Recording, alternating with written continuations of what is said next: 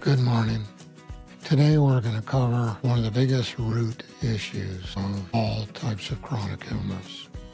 It's amazing how many different terms there are for different conditions, how many times somebody is told they have some strange and new disease, when in fact all these are just symptoms of some simple metabolic breakdowns and dysfunctions. So today we're going to cover the biggest root of all this. And when you look at the forums that are out there, there's more people in the forum that covers this topic than any other one that I've seen. So this is Your Health Reclaimed, exposing the root causes for fuel, Lyme, and chronic illness so you can finally heal, helping you to understand and heal the root causes of Lyme and chronic illness so you can reclaim your health and restore your life.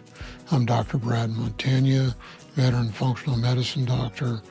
We're the people that we have people come to us that have been to multitudes of docs, sometimes the best specialists they can find, never got any help there, and we generally get them healthy again. And there's a reason why, so stay tuned. This is going to be an eye-opener. So I'm going to feed this a little bit before I even talk about what this topic is. Hippocrates said that all disease starts in the gut. That's generally proved to be true. Science has held that. 4 decades of clinical experience have proved that to be the case. And what we're talking about today is the one primary root cause that fuels virtually all forms of chronic illness. It's what sets the stage for Lyme disease. It's what sets the stage for cancer, for autoimmune problems, for respiratory issues, cardiovascular issues, hormonal dysregulation. This is the key. So what am I talking about? This is Candida and leaky gut. I always put those two terms together, and the reason I always put them together is I've never seen a case where you have one without the other. In 4 decades, we've seen a lot of people. It's thousands. And I've never seen a case where you can separate Candida and leaky gut. There's always, when there's one, there is the other. And the reason why the two go together is something we're going to cover here shortly. But we look at what this does. When you look at the forums out there, you'll find on Facebook forums, you'll find maybe 3,000 to 11,000 people on Lyme forum. And you'll find 50, 60,000 at a Candida forum. People try all kinds of crazy things to try and get rid of this stuff, and they never get any better. The people that are out there, they have all kinds of ideas on what to use, but generally the forums are people that have what I call a YouTube PhD. They're experts about being sick with no concept of how to get well, and oftentimes not even a vision to get well. They can quote all kinds of tests. They can talk about their favorite specialists. They can talk about what they do, but are they healthy? No. Have they ever gotten on the other side? No. They're just experts about being ill, and they direct others to do the same thing that they do, is to stay ill. We're on the other end of the spectrum. We help people get their life back. Now, if we get over 90% of the people that have been to multiple other doctors that never got any help at all, if we get over 90% of those people healthy again, we're doing something radically different, and it comes from a radically different understanding of what's going on. I've been studying physiology for a good 40 years. I'm still studying it. You've got to understand how things work to even be able to help people at all. And so Let's get into what Candida really is. Candida is considered a form of yeast, and it does have that form, but it also has three other forms. It has a fungal form, a fungal parasite form. It also has a mold form. I haven't seen that in literature, but we've found that to be the case. And another form that people aren't really aware of, where there's research out there that Candida can morph into cancer and cancer can morph into Candida. And a significant portion of the people who have cancer actually die from Candida overgrowth, not the cancer itself. So that's an eye opener for you. If we look at the structure of Candida, the cell walls are all made up of chitin. Chitin is the same material that makes up the exoskeletons of beetles, crickets, the outside shell of shrimp. It's tough, it's structural. When you calcify it in shellfish, it becomes very, very strong. And our immune system can't do anything with it. So our immune system really doesn't have a good working ability to manage Candida. So what does manage it?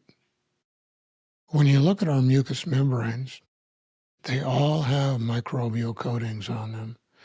In fact, if you get an electron microscope, super powerful microscope, and you look at the leaves on any kind of plant, you can't see the leaves because of the amount of microbes on the surface of the leaves.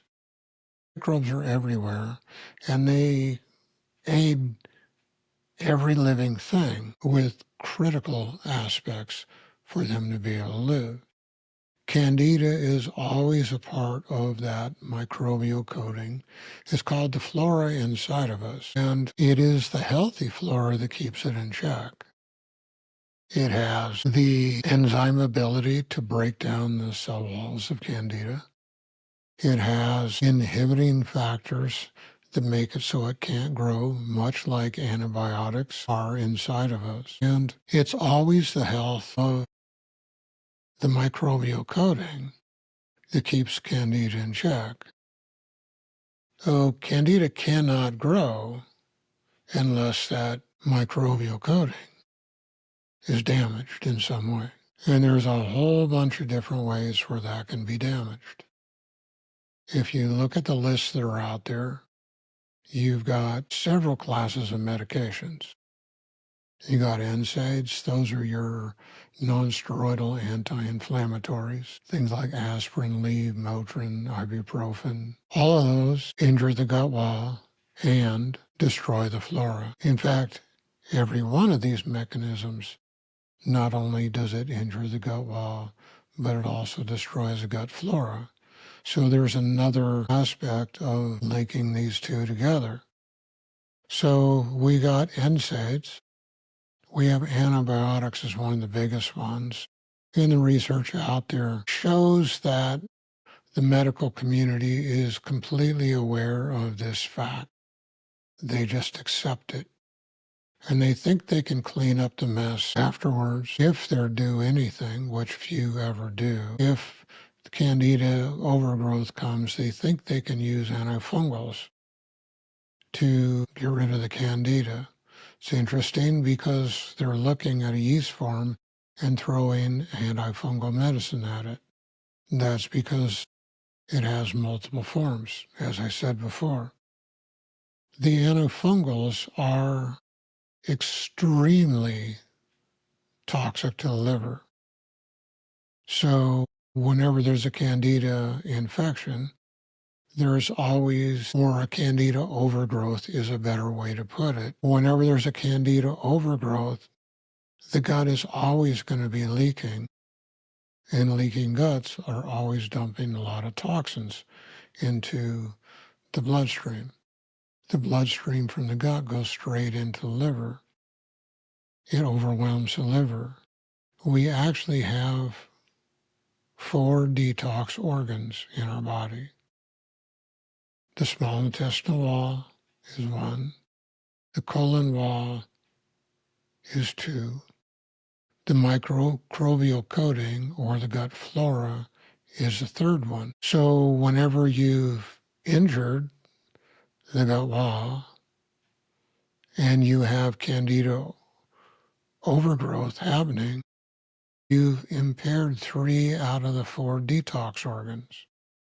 So do you honestly think that the liver is going to be able to keep up with that? The answer is no. The liver is it's set in place so that all of the blood returning from the gut goes straight to the liver. And it's supposed to do the cleanup job of the detoxification pathways that happen inside of the gut and then dump those toxic byproducts back into the gut through the bile ducts. But if the microbial coating is injured, Candida overgrowth is already in motion, and the gut's already leaking, the liver can't take up the other 3 organ systems' work. So the liver gets overwhelmed very, very quickly, and all the toxicity spills out systemically. So that lets you know that whenever there's a Candida overgrowth, we already associated the Candida and the leaky gut together. Now we add a third factor. There's always a overburdened, toxic system that cannot go through the detox pathways. So when we look at the detox pathways, the gut flora, the gut wall, the colon wall, and the liver all use the same pathways. There's phase 1 of detoxification and phase 2. Phase 1 has 5 different pathways and it creates free radicals. It makes the toxins more toxic than they were to start with. The phase 2 takes those free radicals and makes them water soluble. It generally adds some kind of molecule onto that free radical so it becomes water soluble, and then it can be excreted into the toilet and gotten rid of. So an interesting thing at this point is it is the microbial coating in the colon that decides whether we are going to excrete our toxins or recycle them. So if we impair that microbial coating and make it pathological, it's primarily going to go one way. And that way is to recycle the toxins rather than excrete them, because they can't be processed properly. So we add onto this point the secondary elimination organs, the skin and the lungs. And a woman during menses is a third one, only during menses. So when there's a overwhelmed detox system in the gut, which overwhelms the liver, toxins try and get out through the skin, lungs, and when a woman is cycling.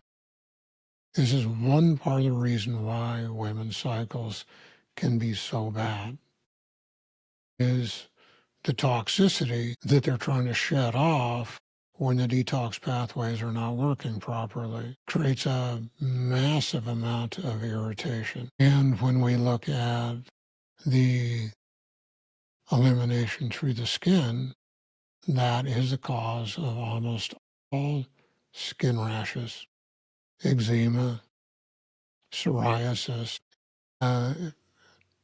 and it'll also fuel autoimmune issues also. It also is a primary root cause of asthma, is the toxicity that comes from an impaired microbial coating in a leaky gut. So right here, we've tied several things together, and we haven't even really begun to look at how this grows.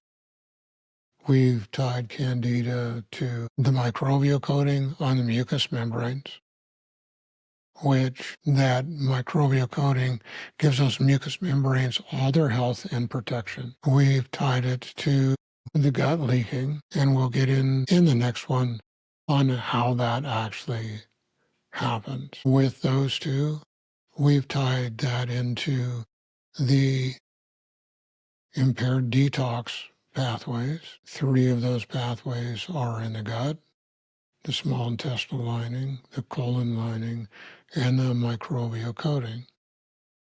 And 1 is in the liver. When all those are impaired, then the toxins go systemically, and they try and get out the body another way.